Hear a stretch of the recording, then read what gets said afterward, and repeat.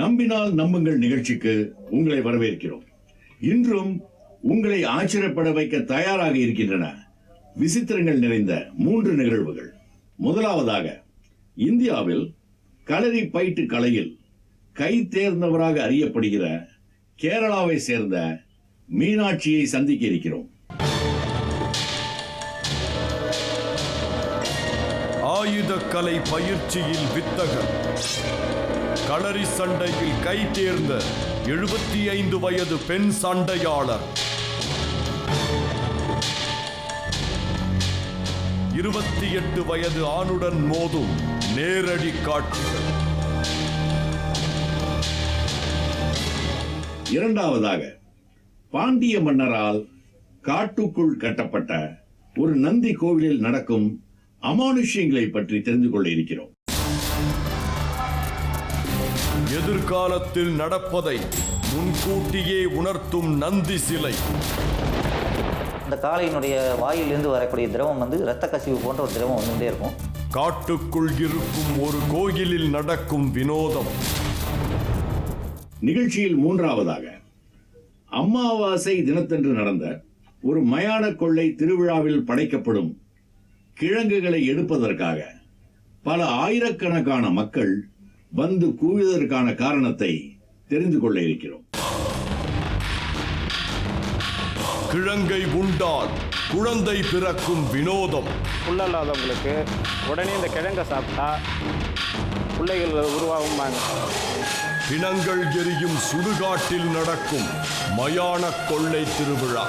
மயான கொள்ளை ஒரு பக்கம் நடக்கும், பக்கத்தில் ஒரு பொணம் எரிஞ்சிட்டு இருக்கும். இன்று உலகம் போர்களை விஞ்ஞான ரீதியாக எதிர்கொண்டு வருகிறது. விஞ்ஞானத்தின் வளர்ச்சியால் தொன்மை வாய்ந்த பாரம்பரிய போர்க்கலைகள் கொஞ்சம் கொஞ்சமாக அழிந்து வருகிறது. குறிப்பாக குங்ஃபு, சிலம்பம், வாழ்வீச்சு போன்ற கலைகள் இன்று வழக்கொழிந்து போகும் சூழலுக்கு தள்ளப்பட்டிருக்கிறது. ஆனால் கேரளாவின் போர்க்கலையாக இருக்கிற களரி பயிற்று அழிந்து விடக்கூடாது என்று ஒருவர் தன்னுடைய வாழ்க்கையையே அதற்காக செலவழித்திருக்கிறார். அவர் பெயர் மீனாட்சி. அவரின் வயது 75. தீர்க்கமான பார்வைகள், எந்த நேரமும் தயாராக இருக்கும் கணங்கள், சுழன்று சுழன்று தாக்கும் வாள்கள், தடுப்பதில் கவனம் இல்லை என்றால் மரணம் நிச்சயம் என்ற இக்கட்டான சூழ்நிலைகள். ஆம், இதுதான் களரி சண்டை எனப்படும் களரி பயட்டு.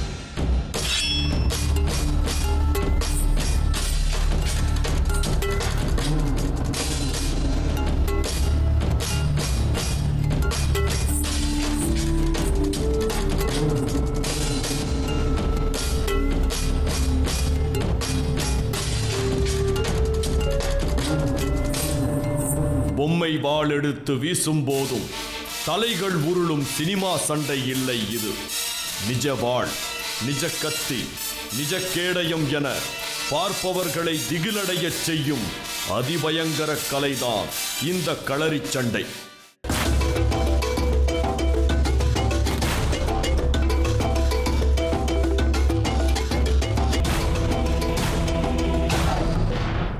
அப்படிப்பட்ட களரி சண்டையில் 75 வயதான ஒரு பெண் என்றால் நம்ப முடிகிறதா?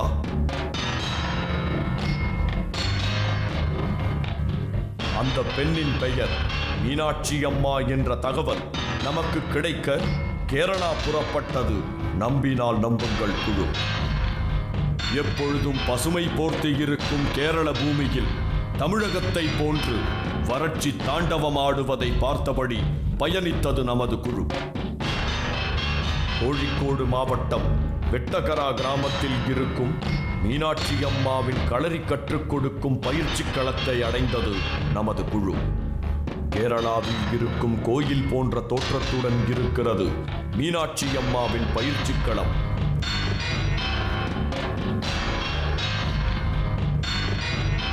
பயிற்சி களத்தின் முன்னால் பிரம்மாண்டமான குத்துவிளக்கு அமைக்கப்பட்டிருக்கிறது. குத்துவிளக்கின் அடிப்பாகம் ஆமை மீது அமைக்கப்பட்டிருந்தது. வினோதமாக இருந்தது. சிறிது நேரத்தில் நம்மை வரவேற்றார் மீனாட்சி அம்மா. இவர்தான் களரி சண்டையில் கை தேர்ந்தவரா என்ற சந்தேகம். ஆனால் நம்மை மேலும் சந்தேகப்படாதபடிக்கு பயிற்சி களத்தை சுற்றி காட்டினார் மீனாட்சி அம்மா. என் பேரு மீனாட்சி. எனக்கு 7 வயசா இருக்கும்போது களரி கத்துக்க ஆரம்பிச்சேன். என்னோட 16வது வயசுல ராகவன் மாஸ்டரை கல்யாணம் செஞ்சுக்கிட்டேன். கல்யாணம் കഴിഞ്ഞു. கடந்த 7 வருஷமா அவர் என் கூட இல்ல. அவர் இறந்ததுக்கு அப்புறம் நான் என்னோட ஸ்டூடெண்ட்ஸ் எல்லாம் சேர்ந்து இந்த ஸ்கூலை நடத்திக்கிட்டு வரோம். நடத்தி கொண்டு வரணும். சுருள்வாள், வாள், கத்தி, கேடயம் என ஒரு போர் தளவாட வைப்பறை போல தோன்றியது அந்த அறை. அதே அறையுள் இன்னொரு பக்கம் பரிசு கோப்பைகள் வரிசையாக அடுக்கி வைக்கப்பட்டிருந்தன. மீனாட்சி அம்மா படத்துடன் பல ஷீல்டுகள் அங்கிருந்தன. இந்த ஷீல்டுகளுக்கு மத்தியில் மீனாட்சியை தேடி வந்திருக்கின்றது ஒரு பெருமை. அதாவது கேரளாவின் வயதான களரிப்பயட்டு பயிற்சியாளர் என்று பாராட்டப்பட்டுள்ளார் மீனாட்சி அம்மா. கேரளாவில் எத்தனையோ களரி பயிற்சியாளர்கள் இருக்கின்றார்கள். அவர்களில் தேடி பிடித்து மீனாட்சியை கௌரவப்படுத்தி இருக்கிறார்கள் கேரள மக்கள்.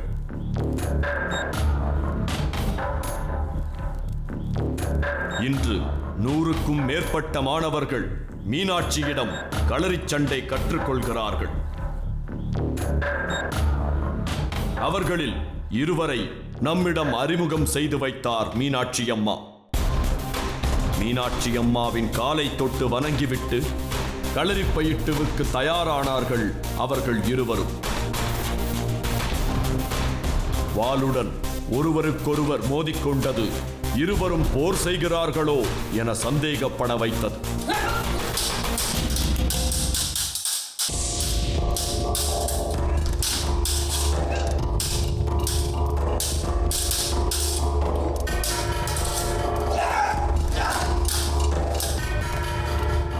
ஆனால் அவர்கள் 2 களரிச் சண்டை எப்படி இருக்கும் என கணக்கச்சிதமாக செய்து காட்டினார்கள். களரி என்பது பழங்காலத்தில் தோன்றிய ஒரு தற்காப்பு கலையாகும். இது அடிமுறை என்றும் அழைக்கப்படுகிறது. அடித்தல், உதைத்தல், கொழுவி பிடித்தல், தொடர் தாக்குதல், நகர்வுகள், ஆயுதங்கள் ஆகியவற்றையும் மூலிகை போன்ற மருத்துவ நுணுக்கங்களையும் உள்ளடக்கிய முழுமையான கலைதான் களரிச் சண்டை. தற்காப்பு மற்றும் போர்க்காலங்களில் ஒன்றான களரி இன்று கேரளத்தின் பல பகுதிகளிலும் தமிழகத்தில் குமரி, தூத்துக்குடி, ராமநாதபுரம் மாவட்டங்களிலும் பயிலப்பட்டு வருகிறது. ஏறத்தாழ 3200 ஆண்டுகளுக்கு முன்பிருந்தே களரி இருக்கிறது.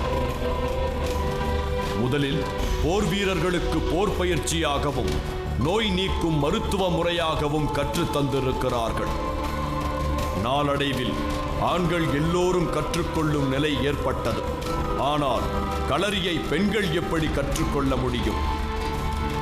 குறிப்பாக திருமணத்திற்கு பிறகும் அவர்கள் விளையாட முடியுமா என்ற விவாதங்கள் எல்லாம் அந்நாளில் பெருமளவில் நடந்திருக்கின்றன.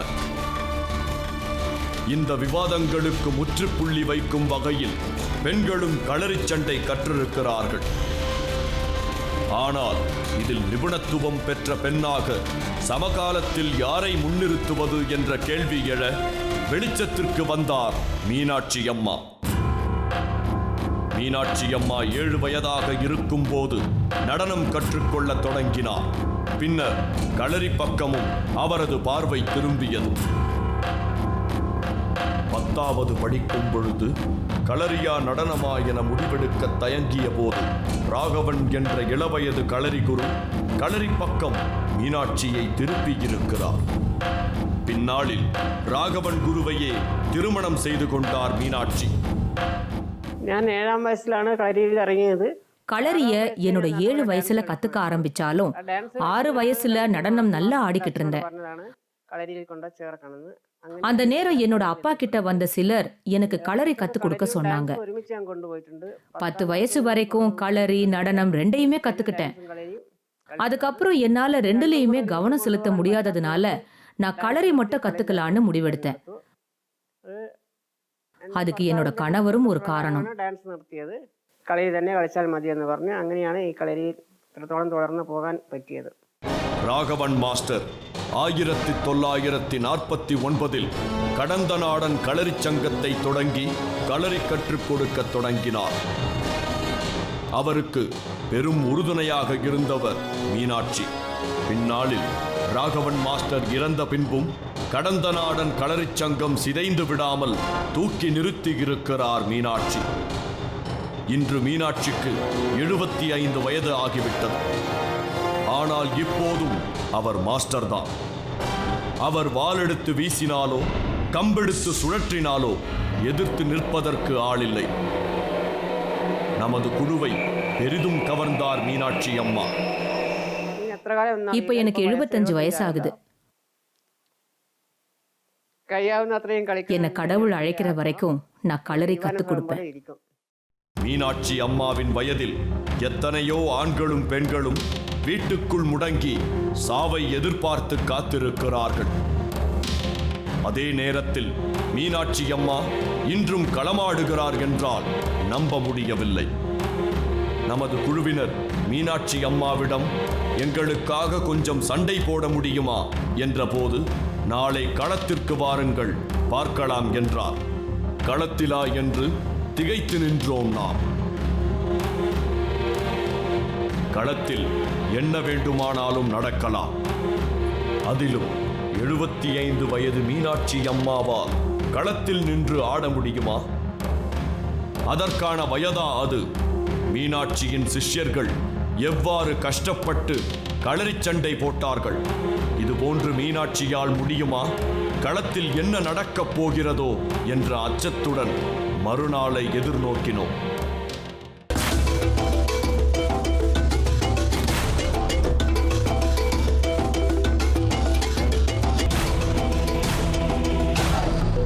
களரி ஃபைட்டிற்காக கேரளா மட்டுமல்லாமல் உலகம் முழுவதற்கும் அறியப்படுகிற ஒரு நபராக மீனாட்சி இருக்கிறார்.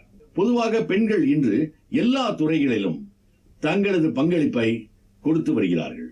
ஆனால் களரி ஆசான் மீனாட்சி அம்மா மாதிரி ஒரு பெண்ணை பார்ப்பது அரிது. தனது 7 வயதில் களரியை கற்க ஆரம்பித்து இன்று 75 வயதிலும் களரியை விடாமல் களத்தில் இறங்கி சண்டையிடுகிறார். அதற்கு அவருடைய உடல் எப்படி ஒத்துழைக்கிறது? அவருக்கு பின் களரி கலை என்னவாகும்? 75 வயதான மீனாட்சி அடுத்து தன்னுடைய குழுவில் தேர்ச்சி பெற்ற ஒரு ஆணுடன் மோத இருக்கிறார். அப்படி மோதுவதன் மூலமாக அவர் தன்னையே பரிசோதித்து பார்த்துக் கொள்வதாக கூறுகின்றனர்.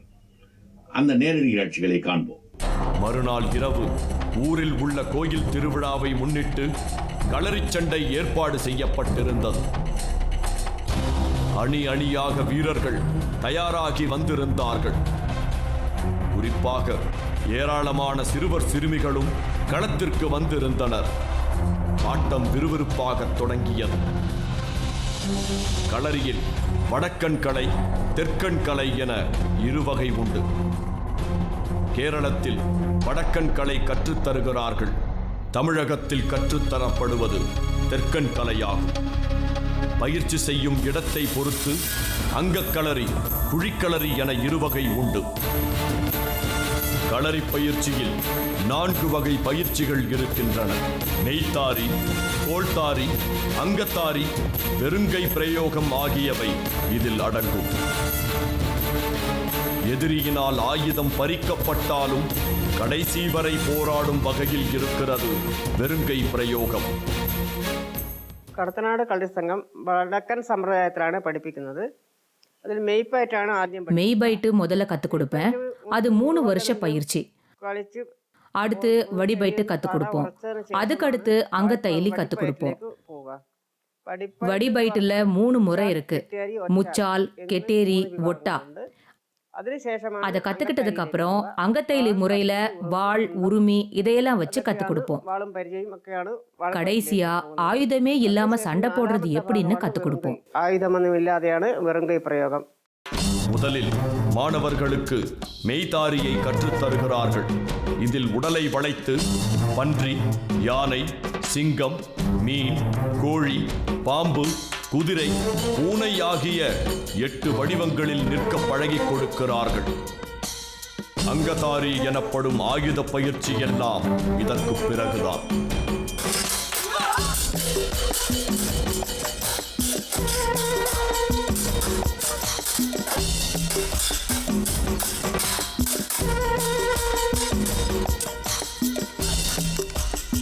களரி கற்கும் போது நம் உடலில் உள்ள 108 வர்ம புள்ளிகளும் பெரும் பலம் பெறுகின்றன. இதனால் அசாத்திய திறமை நமக்கு கிடைப்பதாக சொல்கிறார்கள். களரி பயிற்சியால் நம் உடலில் உள்ள எல்லா தசைகளும் இயக்கப்படுவதால் உடல் லேசாகிறதா. இதனால் துப்பாக்கி குண்டு நம்மை நோக்கி வந்தாலும் அதிலிருந்து தப்ப முடியும் என்கிறார்கள். மீனாட்சி அம்மா களரிக்கலையை இலவசமாக கற்றுத்தருகிறார்.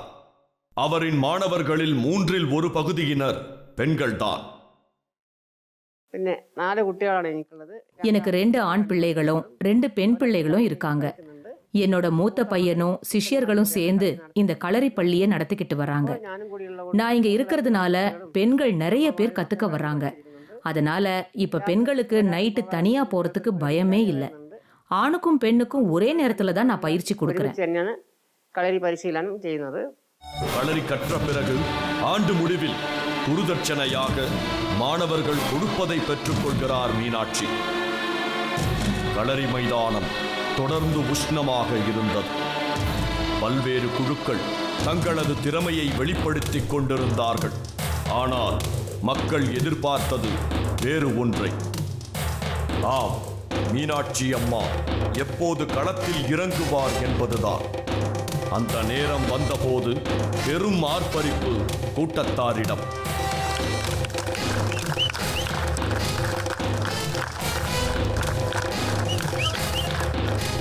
முதலில் கம்பு சண்டைக்கு தயாரானார்.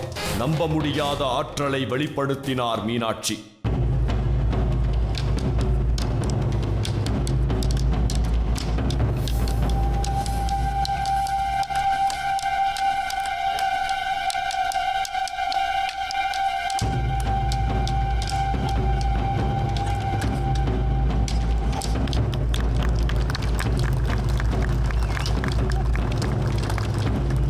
ஆண்கள் மட்டுமே கோலோச்சும் களரிக்கலையில் தன்னந்தனி ஆளாக நிற்கிறார் மீனாட்சி. மீனாட்சி களரி கற்கத் தொடங்கிய ஆரம்ப காலத்தில் பெண்களுக்கு போதிய இடமில்லாமல் இருந்தது. இன்று மீனாட்சியின் பயிற்சியில் ஏராளமான பெண் குழந்தைகள் களரியை ஆர்வத்துடன் கற்று வருகிறார்கள். இதற்கிடையே நமது குழு கேட்டுக்கொண்டதற்கிணங்க வாழ்வீச ஒப்புக்கொண்டார் மீனாட்சி. மறுபடியும் ஆரவாரம். வெகு லாபகமாக எதிரியின் தாக்குதலை முறியடிக்கிறார் மீனாட்சி.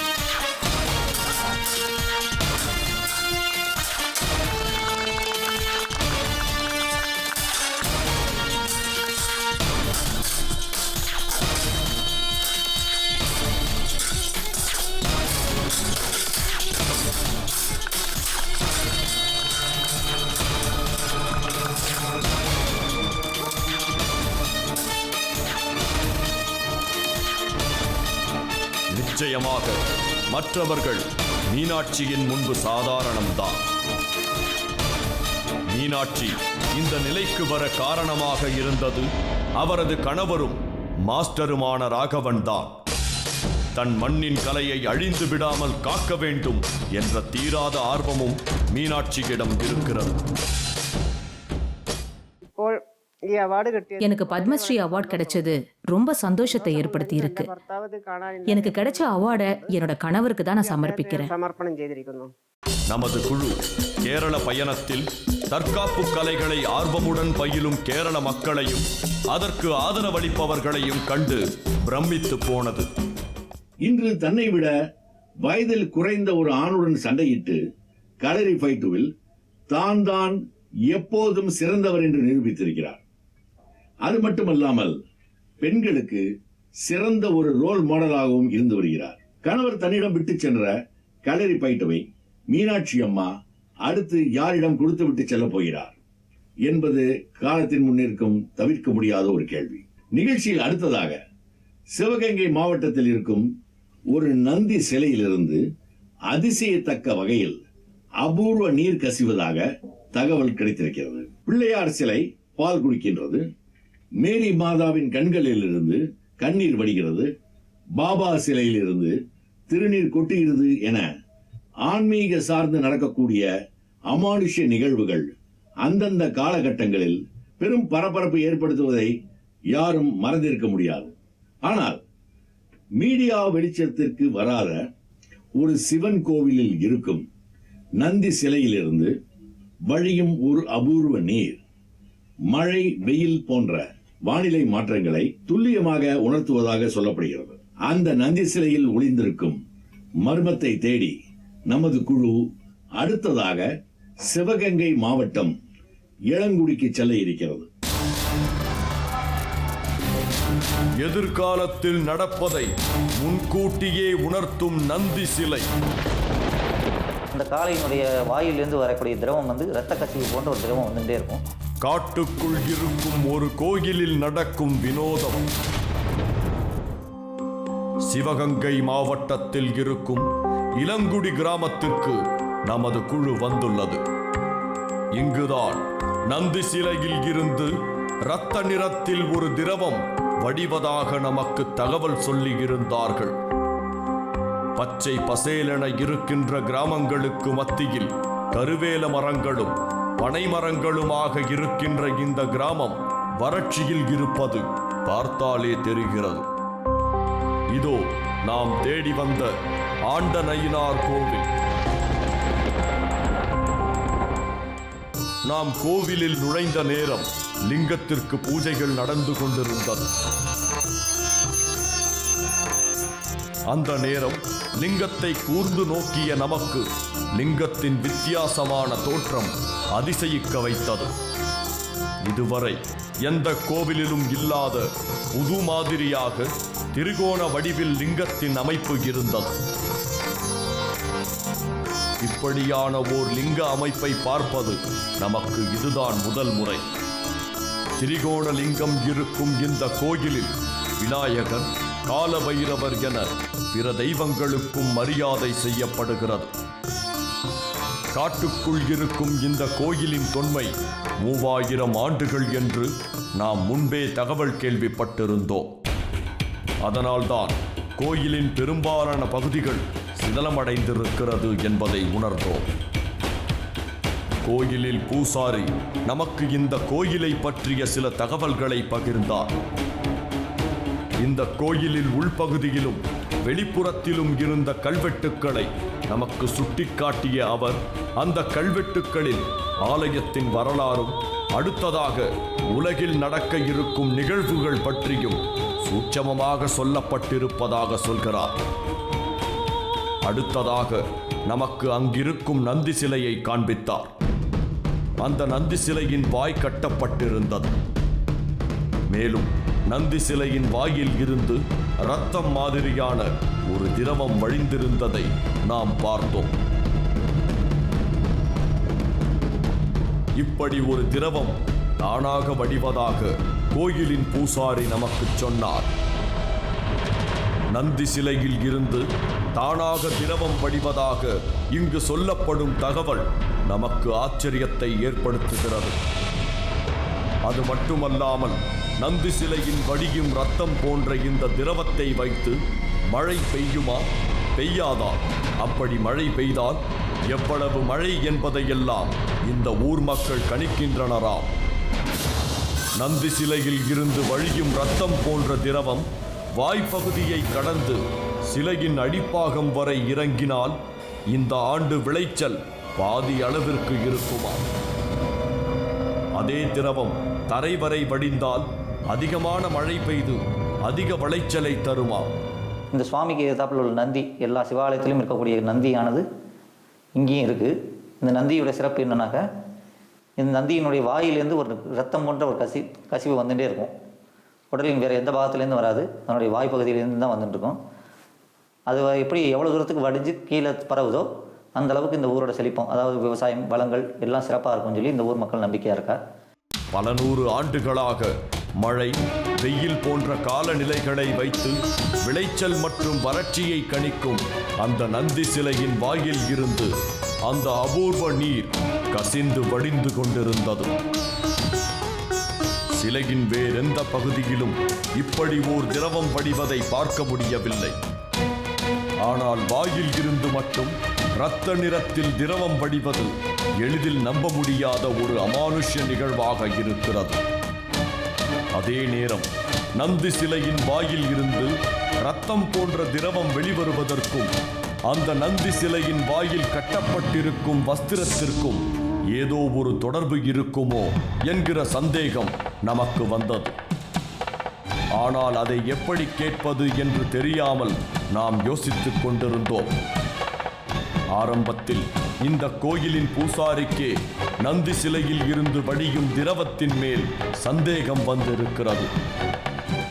அவருக்கு மட்டுமல்ல, தொல்பொருள் ஆராய்ச்சியில் ஈடுபடும் ஆய்வாளர்களுக்கு கூட சந்தேகம் இருந்திருக்கிறது. அதனால் இந்த நந்தி சிலையை ஆய்வு செய்திருக்கிறார்கள். இறுதியாக நந்தி சிலையில் இருந்து வடியும் திரவம் எங்கிருந்து வருகிறது என்பதை கண்டறிய முடியவில்லை. நந்தி சிலையில் இருந்து வடியும் திரவம் என்னவென்பதை அறிய ஆவல்பட்ட சிலர் சிலையை சேதப்படுத்தி அந்த சிலையில் இருக்கின்ற மர்மத்தை உடைக்க நினைத்திருக்கின்றனர். ஆனால் சிலையை உடைக்க முடிந்த அவர்களால் சிலையில் இருந்து வடியும் அபூர்வ நீரை பற்றிய ரகசியத்தை தெரிந்து கொள்ள முடியவில்லை என்பதுதான் நிதர்சனமாக இருந்து வருகிறது. நந்தியினுடைய வாய்ப்பகுதியிலேருந்து ஒரு ரத்தம் போன்ற திரவம் வசிஞ்சுட்டே இருக்கும். அது வாயிலேருந்து மட்டும்தான் வரும், உடல் வேறு எந்த பகுதியிலேருந்து வராது, வாய்ப்பகுதியிலேருந்து மட்டும்தான் வந்துட்டு இருக்கும். இந்த ரத்தமானது எவ்வளோ தூரத்துக்கு வடிஞ்சு கீழே வருதோ அந்த அளவுக்கு இந்த ஊருடைய விவசாயம் வளம் சிறப்பாக இருக்குங்கிறது இந்த ஊர் மக்களோட நம்பிக்கை. அது இந்த நாள் வரையே, இந்த நிமிஷம் வரைக்கும் வந்துட்டு தான் இருக்கும். அதனுடைய ரத்த கசிவு வந்து ரத்தம் வந்து ஒரு வாசனையோ ஒரு எண்ணெய் போனோ இருக்காது, சாதாரண ஒரு இது மாதிரி தான் இருக்கும். அதையும் சில பேர் வந்து இங்கே பிரசாதமாக எடுத்துன்னு போகிறா. இதில் சில பேர் நம்பிக்கை இல்லாதவா வந்து இந்த நந்தி எப்படி அந்த மாதிரி வருது அப்படிங்கிற சில பேர் நம்பிக்கை இல்லாமல் வந்து அதனுடைய பாகங்களை வந்து தூக்கி பார்க்குறது, அது சில சில இடங்களில் வந்து தொட்டு உடச்சி பார்க்குறது, இப்படிலாம் பார்த்தா. ஆனால் எதுவுமே அந்த மாதிரி எதுவும் அந்த பொய்யான ஒரு தகவலாக இருக்க மாதிரி இல்லைன்னு தெரிஞ்சுருக்கா. எப்படி இதனுடைய வருதுங்கிறது அதனால் யாருனாலையும் இது வரைக்கும் கண்டுபிடிக்க முடியல. தொல்பொருள் ஆராய்ச்சியெல்லாம் வந்து பார்த்துட்டு போயிட்டா எப்படி இதனுடைய வாயிலேருந்து மட்டும் இந்த திரவம் வடிகிறதுங்கிறது தெரியல. இது ஒரு பெரிய தெய்வம்தான், ஆன்மீகத்தில் இது ஒரு பெரிய விஷயந்தான், இந்த மாதிரி வர்றது ஒரு சிறப்பம்சம் தான் அப்படின்னு சொல்லியிருக்கா. நந்தியின் வாயில் இருந்து திரவம் வடிவது ஒரு புறம் இருக்க, அந்த திரவம் ஒரு நீரா அல்லது எண்ணெய் போன்றதா அல்லது இரத்தமா என்பது இதுவரை யாருக்கும் புரியாத புதிராக இருக்கிறது. அந்த புதிர் எப்போது விலகும் என்பதை காலம்தான் தீர்மானிக்க வேண்டும். அதுவரை இந்த தொன்மையான வானிலையை தீர்மானிக்கும் சக்தி வாய்ந்த கோயிலை பாதுகாக்க வேண்டியது எல்லோரது கடமை. மன்னர்கள் காலத்தில் கட்டப்பட்டதாக அறியப்படுகிற இளங்குடி சிவன் கோவிலில் இருக்கும் நந்தி சிலையிலிருந்து அபூர்வ நீர் வடிவதை வைத்து வானிலையை கணிக்கும் இளங்குடி கிராமம் நம்மை ஆச்சரியப்படுத்தியது. அது மட்டுமல்லாமல் அந்த சிலையிலிருந்து உண்மையில் நீர் வடிகிறதா என்று ஆராய்ந்து பார்க்கும் எண்ணத்தில் நந்தி சிலையை இனியும் யாரும் சேதப்படுத்தக்கூடாது என்றும் நமது குழு வேண்டுகோள் வைக்கிறது. அடுத்ததாக நமது குழு பிணங்கள் எரியும் ஒரு சுடுகாட்டில் நடத்தப்படும் மயான கொள்ளை திருவிழாவிற்கு செல்ல இருக்கிறது. பொதுவாக பிணங்களை எரிக்கும் மயானங்கள் பற்றி பேசுவதையோ அல்லது அதை கடந்து செல்வதையோ யாரும் விரும்ப மாட்டார்கள். அது மட்டுமல்லாமல் துர்சக்திகளை தங்களுடைய கட்டுப்பாட்டில் வைத்திருப்பவர்கள் சுடுகாடுகளைத்தான் தங்களது மாந்திரீக வேலைகளுக்காக பயன்படுத்துவார்கள்.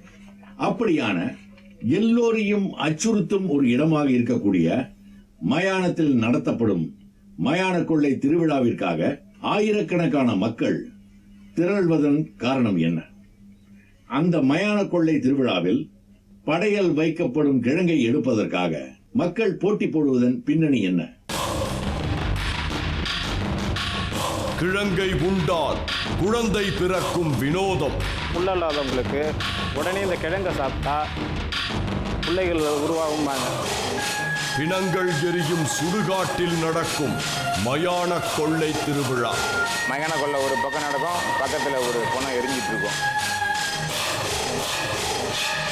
மயான கொள்ளை தமிழகத்தின் கிராமப்புறங்களிலும் நகர்ப்புறங்களிலும் பரவலாக கொண்டாடப்படும் ஒரு திருவிழா.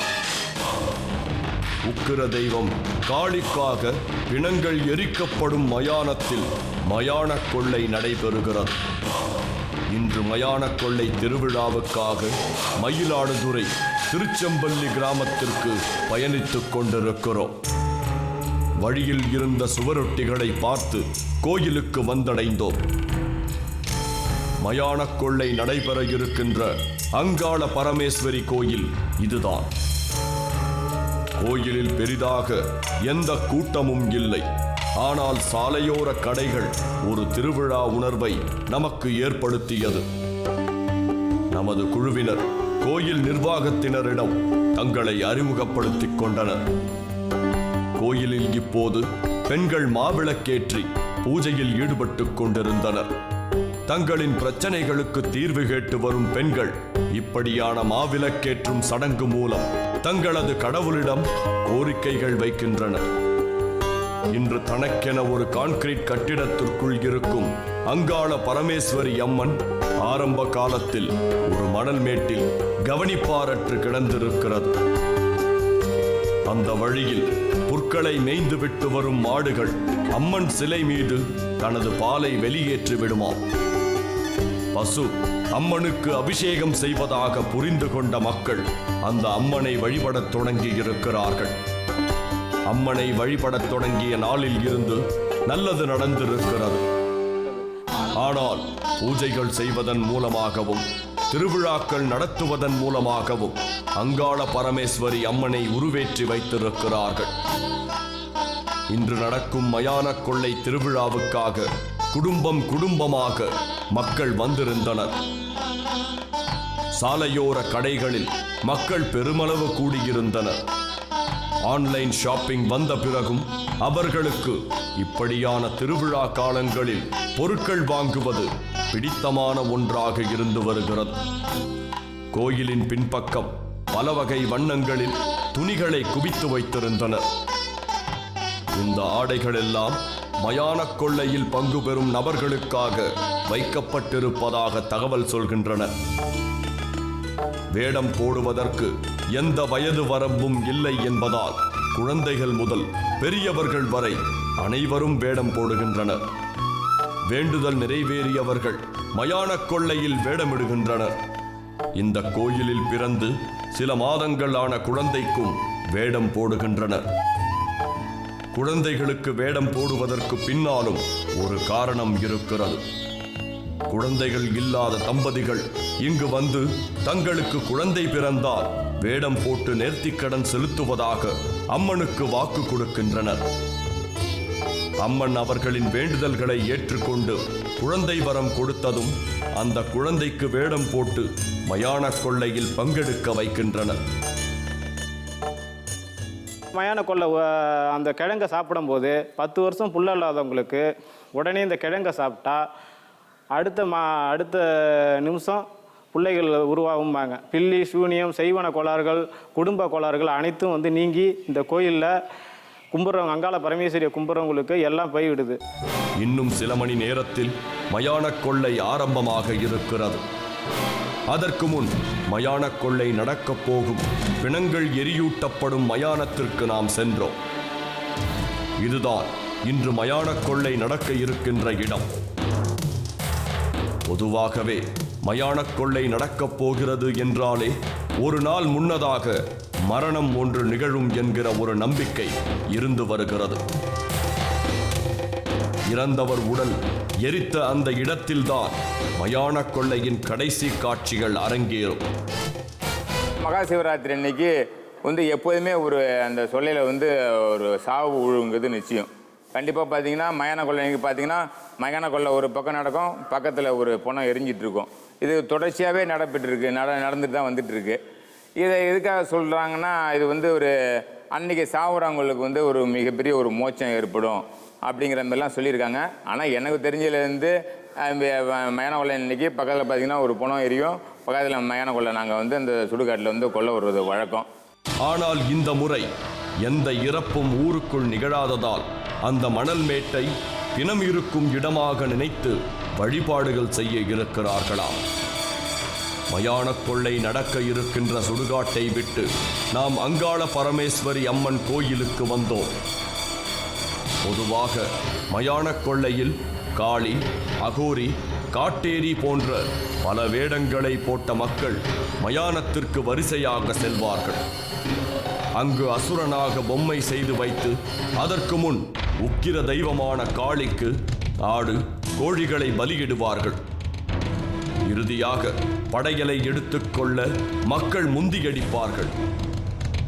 ஏனென்றால் அந்த படையலை எடுப்பவர்கள் தெய்வத்தை தங்களுடன் வீட்டிற்கு அழைத்து செல்பவர்களாக கருதப்படுகிறார்கள். அந்த படையல் துர்சக்திகள் விரட்டுகின்ற சக்தி உடையதாகவும் கருதப்படுகிறது. கோயிலில் நாதஸ்வர வாத்தியங்கள் முழங்க ஆரம்பித்தன. அலங்காரம் செய்யப்பட்ட அம்மன் தயாராக இருந்தது. மறுபுறம் மயான கொள்ளையில் பங்கு கொள்ள வந்த மக்கள் தாங்கள் விரும்பிய வேடங்களை போட்டுக் கொண்டிருந்தனர். ஆனால் யாரும் உக்கிர தெய்வமான காளியின் வேடங்களையோ இரத்த காட்டேரிகளின் வேடங்களையோ போடவில்லை. மாறாக அனைவரும் பேச்சாயி அம்மன் வேடங்களையே போட்டிருந்தனர். புள்ள இல்லாமல் பல வருஷமாக வேண்டிகிட்டு இருக்காங்கல்ல, வேண்டிகிட்டு இருக்கும்போது அந்த கிழங்கை வேண்டிகிட்டு இருக்கும்போது அதை சாப்பிடும்போது அவங்களுக்கு வந்து என் புள்ள பிறந்ததுக்கு அப்புறம் நான் பேச்சாய் வேஷம் போடுறேன் அப்படின்னு வேண்டிக்கிறாங்க. வேண்டிகிட்டு இருக்கும்போது அதே போல் மரா நிமிஷம் வந்து அவங்களுக்கு புள்ள பிறந்ததுக்கு அப்புறம் 2 வயசில் நான் அந்த பேச்சாய் வேஷம் நான் போட்டுடுறேன் அப்படின்னு வேண்டிக்கிறாங்க. அதே போல் வேண்டிட்டு வந்து வேண்டிட்டு வந்துடுறது இந்த கோயிலை பொறுத்தளவு. இந்த பகுதியே ஒரு உற்சாக மனநிலைக்கு மாறிக்கொண்டிருப்பதை பார்க்க முடிந்தது. மறுபக்கம் மயானத்தில் கூட்டம் பெருமளவில் சேர்ந்திருந்தது. ஒரு குக்கிராமத்து கோயிலை தேடி இவ்வளவு மக்கள் வருகின்றார்கள் என்றால் இங்கு இருக்கும் அம்மனின் சக்தியை நம்மால் புரிந்து கொள்ள முடிகிறது. மயானத்தில் கூடியிருந்தவர்கள் தாங்கள் கொண்டு வந்திருந்த கிழங்குகளை மயான கொள்ளை நடக்க இருக்கின்ற மணல் மேட்டில் கொட்டினர். வழக்கமாக ஆடு, கோழி பலியிட வேண்டிய இடத்தில் ஏரளங்கிழங்கு, பனங்கிழங்கு, சீனிக்கிழங்கு என கிழங்குகளை போட்டுக் கொண்டிருந்தனர். இந்த கோயிலில் இருக்கும் பேச்சாயி அம்மனுக்கு அசைவம் பிடிக்காதாம். அதனால் சைவ உணவு படையல் வைப்பதை வழக்கமாக செய்து வருகிறார்களாம். இந்த மயான கொள்ளையில் படைக்கப்படும் கிழங்கை மயான கொள்ளை விடும்போது அந்த கிழங்கை எடுத்து உண்பதற்கு குழந்தை இல்லாத தம்பதிகள் இடையே தள்ளுமுள்ளு ஏற்படுமா? ஏனென்றால் குழந்தை இல்லாதவர்கள் இந்த கிழங்கை உண்பதன் மூலமாக குழந்தை பிறக்கும் என்பது நம்பிக்கை. சாமியை வேஷம் போட்டுட்டு இருக்கவங்க ஓடி போய் தீ மிதிக்கிற மாரி ஓடி போய் அந்த கிழங்குல உழுந்து மிதித்து சுடுகாட்டு சாம்பல் அதில் கலந்து ஆட்டோமேட்டிக்காக அதில் மிதிக்கும் போது இந்த சுடுகாட்டு சாம்பல்லாம் அதில் கலந்துரும். அந்த கலந்து அந்த கிழங்கை எடுத்துகிட்டு வந்து அந்த கிழங்கை தின்னா குழந்தை இல்லாதவங்களுக்கு குழந்தை பிறக்குங்கிறது ஒரு ஐதீகம். மிக ஒரு சிறப்பாக இது பல ஆண்டு காலமாக பல நூற்றாண்டு காலமாக நடைபெற்று இருக்கின்ற ஒரு உண்மை இது. அடுத்ததாக அம்மன் ஊர்வலத்திற்கு புறப்பட்டது. ஆயிரக்கணக்கான மக்கள் அம்மன் ஊர்வலத்துடன் உடன் சென்றனர். மயானத்தில் தொடர்ந்து கிழங்குகள் கொட்டப்பட்டு கொண்டே இருந்தது. கொட்டப்படும் கிழங்குகள் வந்திருக்கின்ற ஆயிரக்கணக்கான மக்கள் கூட்டத்திற்கு போதுமானதாக இருக்குமா என்பது கொஞ்சம் சந்தேகம்தான். ஆனால் குழந்தை வரம் வேண்டி இங்கு வந்திருப்பவர்கள்தான் முன்வரிசையில் நின்று கொண்டிருந்தனர். அம்மன் ஊரை சுற்றி வந்து கொண்டிருந்தது. வேண்டுதலுக்காக வேடமிட்ட மக்கள் அனைவரும் மயானத்திற்குள் நுழைந்தனர்.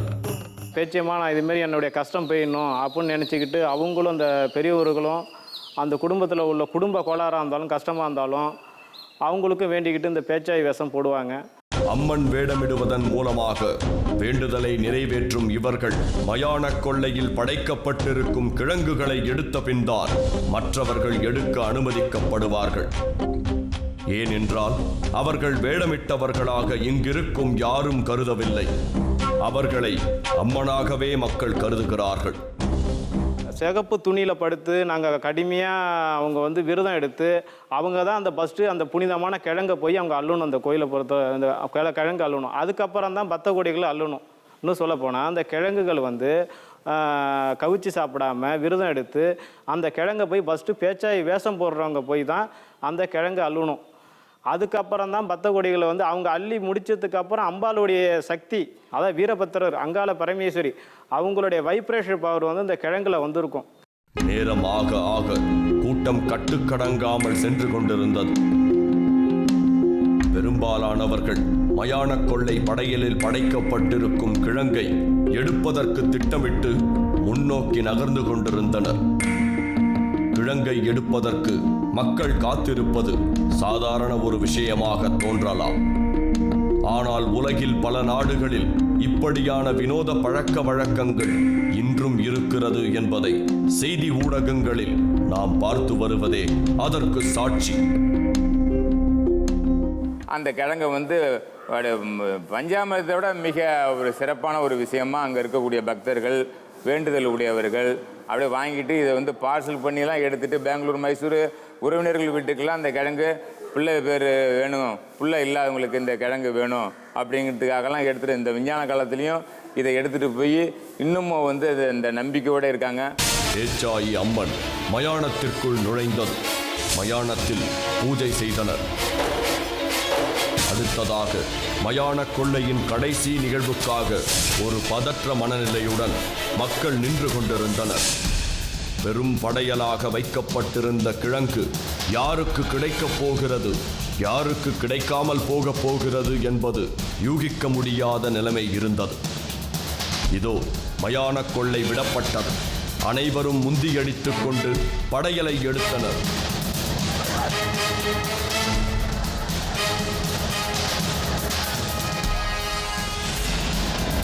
மொத்தமாக மக்கள் கூடியதால் கிழங்கை எடுப்பதை பார்க்க முடியவில்லை. ஆனால் மயான கொள்ளை விடப்பட்ட கிழங்குகளை தங்களுடன் எடுத்து செல்பவர்கள் ஏதோ போட்டியில் கலந்து கொண்டு வெற்றி கோப்பையுடன் செல்வதைப் போல் சென்று கொண்டிருந்ததை பார்த்தோம்.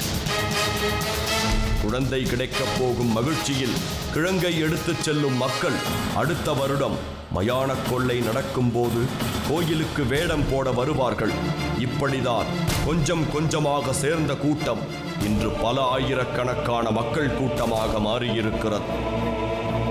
குழந்தை இல்லாத தம்பதிகள் மட்டுமல்லாமல் செய்வினை, பில்லி சூன்ய பிரச்சனைகள் உள்ளவர்களும் இந்த கிழங்கை எடுத்து செல்கின்றனர். கொஞ்ச நேரத்திற்கு முன்னால் பெரும் படையலாக குவித்து வைக்கப்பட்டிருந்த கிழங்குகள் இப்போது சூறையாடப்பட்டு இலைகள் மட்டுமே மிச்சமிருந்தன. கிணங்கள் எரியும் சுடுகாட்டில் குழந்தை வரம் கேட்டு வந்தவர்களுக்கு குழந்தையை வரமாக கொடுக்கும் இந்த மயான கொள்ளை நிகழ்வு நம்மை ஆச்சரியப்படுத்துகிறது. இன்றைய நிகழ்ச்சியில் முதலாவதாக நீங்கள் பார்த்த களரி கலையில் இந்தியாவில் சிறந்த ஆசானாக இருக்கக்கூடிய மீனாட்சியும், இரண்டாவதாக நீங்கள் பார்த்த நந்தி கோவிலும், மூன்றாவதாக நீங்கள் பார்த்த மயான கொள்ளை திருவிழாவும் உங்களை ஆச்சரியப்பட வைத்திருக்கும் என்று நம்புகிறோம். மீண்டும் மற்றும் ஒரு நிகழ்ச்சியில் உங்களை சந்திக்கும் வரை உங்களிடமிருந்து விடைபெறுவது உங்கள் நிழல்கள்.